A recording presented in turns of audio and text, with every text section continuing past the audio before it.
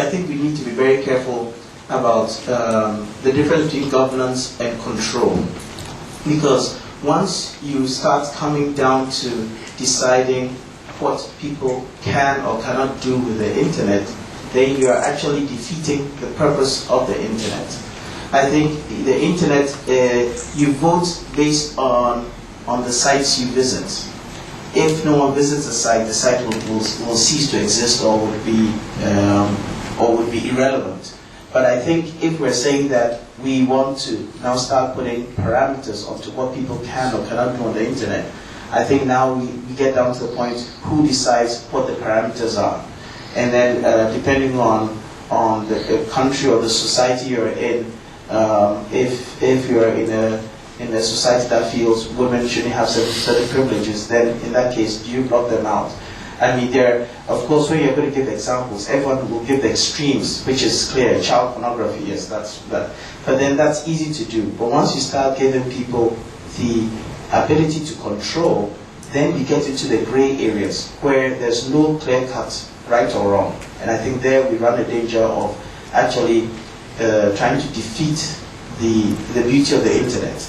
You can see China tries to do that, but still people find ways around the Chinese firewalls. I mean, they try and do that in lots of different countries, and that actually increases the urgency or the need for the hackers and for the creative ones to get around these rules. So I think we just need to be careful. When we say, in my mind, when I say governance, I mean I think they are just parameters by which we operate, not rules by which we use the medium, but just parameters under which we operate on the internet. So that's my opinion. I think this is really a very huge topic. What actually Nikweno has been doing very ably for Africa is actually having Africa at the table in terms of the governance issues to do with the internet. The big issue has always been who is really in control.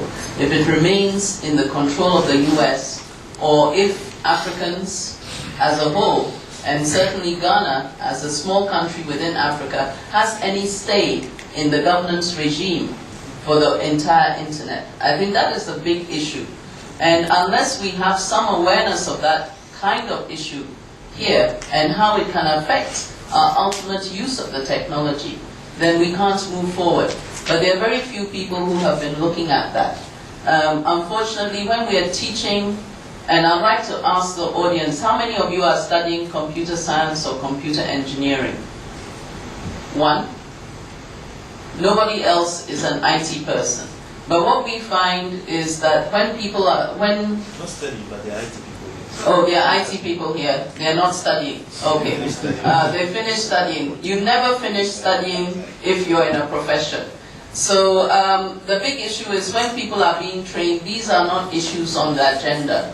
They're being taught the technology and really the fundamentals of the technology. But there are a lot of technology policy issues that need to be addressed, and we need our technologists and even those who are training not necessarily in the technical field to become more aware of these policy issues. I think that's why you're having the forum. Good. Let me tell you why this is important to you. It is a matter of identity. Now, take it from me. In about 10 years, if you use the internet, most of your profile will be on the internet somewhere. Your name, who you are, what you do, etc. It will be on the internet somewhere. Now, these are the, indeed,